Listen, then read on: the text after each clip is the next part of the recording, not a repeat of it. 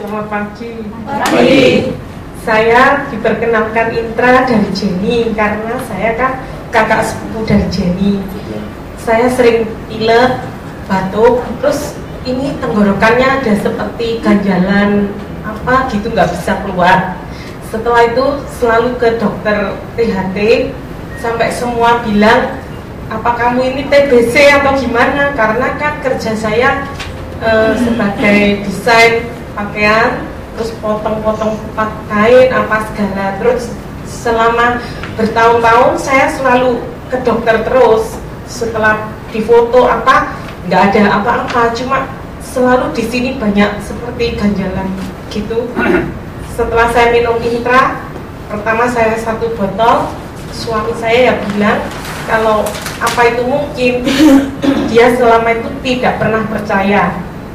Saya coba minum sendiri, terus lama-kelamaan hilang. Sekarang setiap pagi pun tidak pernah pilek, nggak pernah bersin-bersin, dan di sini tidak ada seperti ganjalan apa-apa. Terima kasih.